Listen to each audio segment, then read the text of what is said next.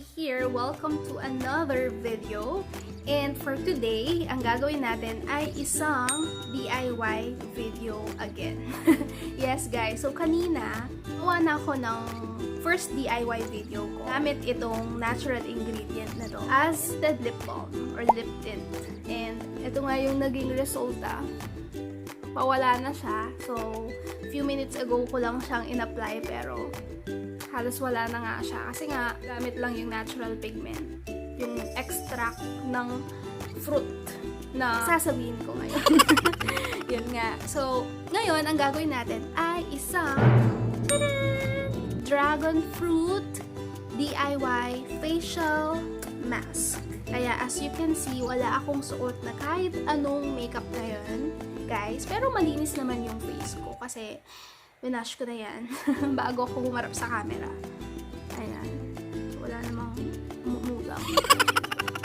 Wala na nga yung lip tint ko. Sayang.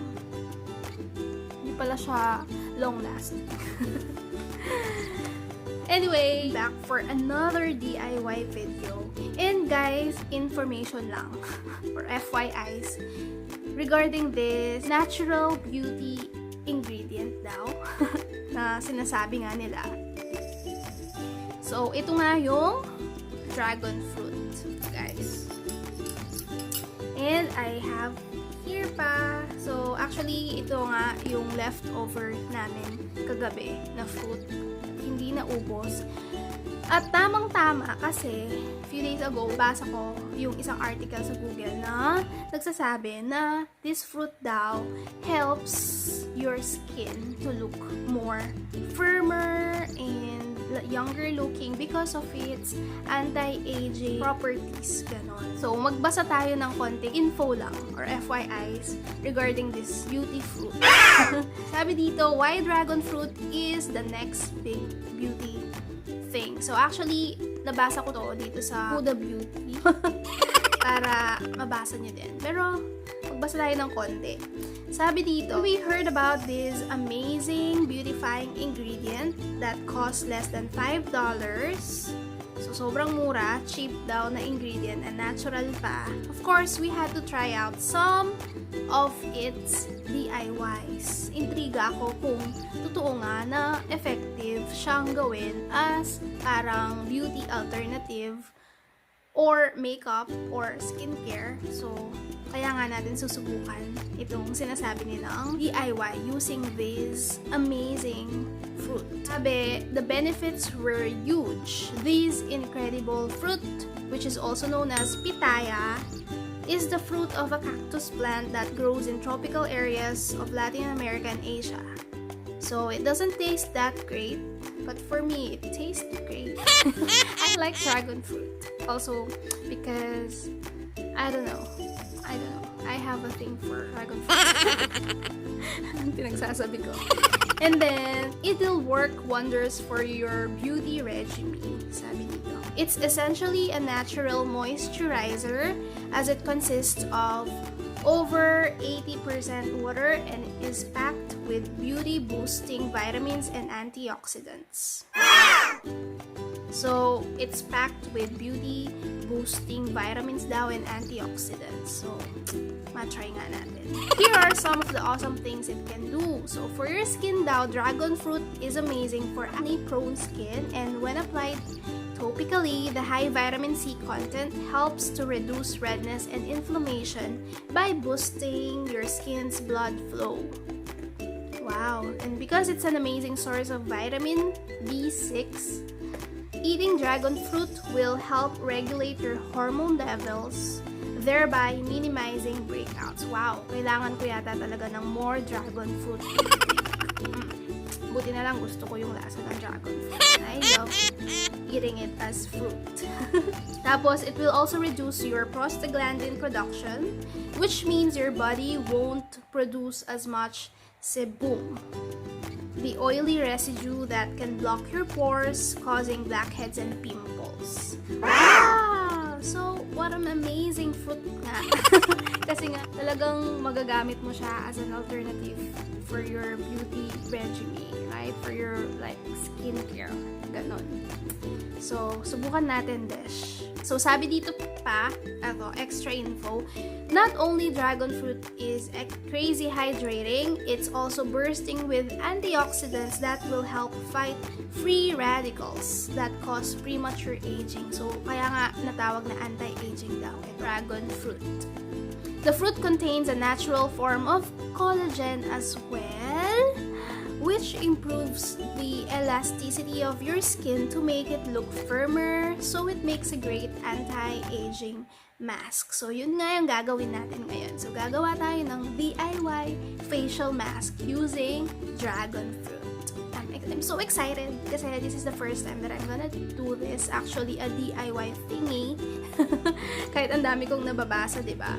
So, ito yung first time na gagawa ko ng DIY and I made sure na may share ko siya sa inyo kung anong parang first impression na mangyayari or parang review dito sa experiment na gagawin natin using this fruit. Sabi dito, just blend the dragon fruit into a paste. So, like so. So, ito nga, ginanyan ko na siya, diba? Minash ko na siya. Ayan. And then, leave it on for 15 minutes and wash off with warm water. So, ayun nga, i-apply mo lang siya directly onto your skin, tapos ililive mo lang siya sa skin mo, sa face mo on for 15 minutes. Tapos, i-wash off mo daw siya ng warm water and then it's done. So, that's what we're gonna do now.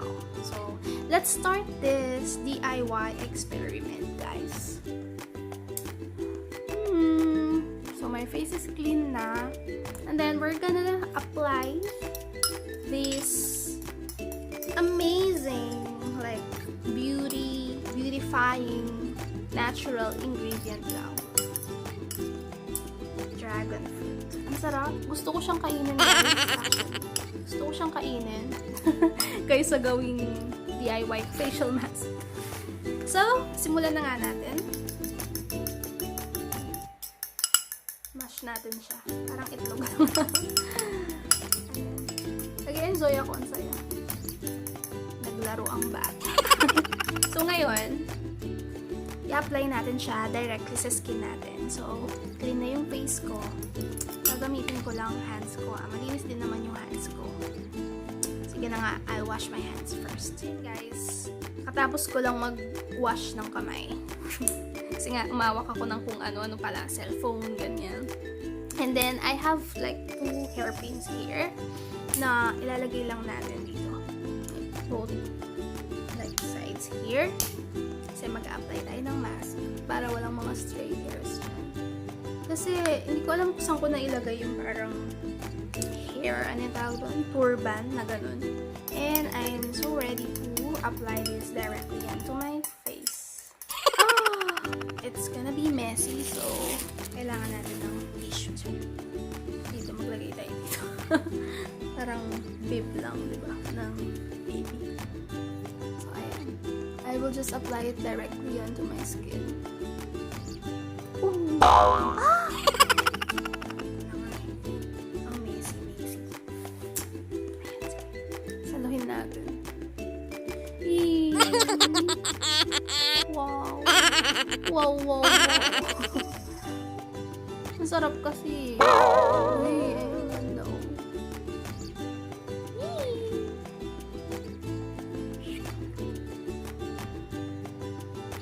Oh. Gosh. Sabi nga, diba? Messy nga.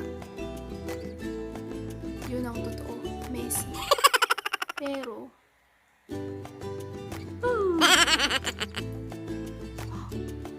oh my God.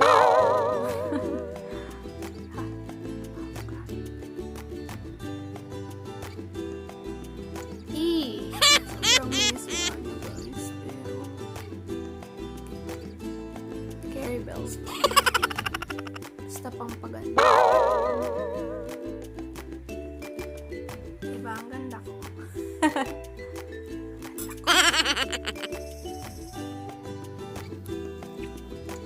Maglagay pa tayo dito. Ayan, dagdagan na natin. Para bonggang-bonggang DIY dragon fruit facial mask talaga. Paliit daw siya ng pores. Walang patanggal ng whiteheads at blackheads. So, sige, go lang, besh. In vitamins and collagen. So, go lang. Sige.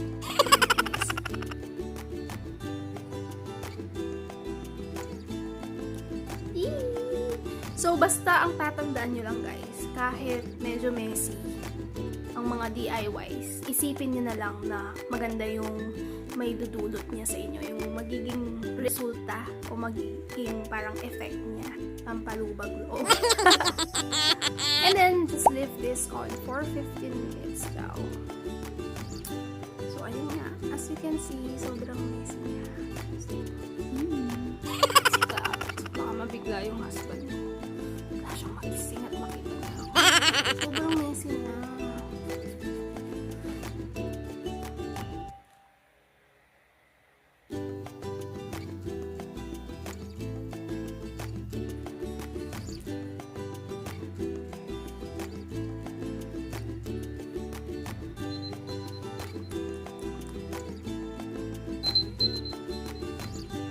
Okay guys, time's up. So that's it. Now I'm just going to wash this off my face and then I'll be right back. Guys, I'm back. So ito na ang ating face after doing that DIY experiment, DIY facial mask using dragon fruit. So ito na yung verdict. So ang masasabi ko, ito guys, honest opinion lang kasi first time ko ding nag-DIY ng facial mask. So, parang wala namang talagang naging difference or talagang effect sa skin ko yung ginawa nating dragon fruit facial mask.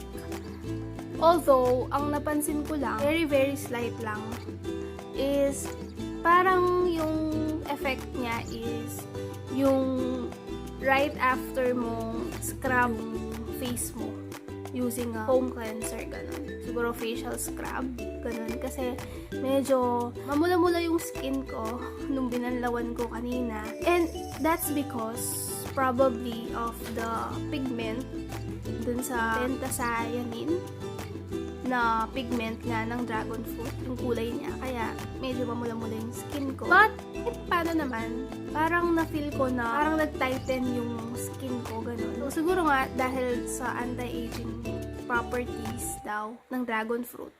Kaya yun. So, siguro naman guys, kung patuloy nyong gawin itong DIY dragon fruit facial mask na to, siguro naman ma-achieve nyo yung sinasabi nilang, diba, amazing, beautifying magic nitong fruit na to. Pero, for a first timer, like me, so, yun nga, honest opinion, wala akong masyadong napansin. Yun lang nga, medyo parang nag-firm ng konti yung skin ko. Just because siguro dahil in-scrub natin, minasage natin yung fruit on our face. So, nag-act lang siya as parang facial scrub, ganun. And yung pigment niya yung nagbigay ng parang rosy flush sa skin ko. So, ayun. That's it for this DIY video, guys. I hope you enjoyed this DIYing with me. So, till our next DIY video, guys. Thank you guys for watching. And if you have any video requests that you want me to do, just comment down below. And if you're not yet subscribed to my channel, go subscribe to my channel. And don't forget to hit the bell button, may ganon, para ma-notify ka sa mga upcoming videos ko pa. Thank you guys for watching. Have a good night. Bye!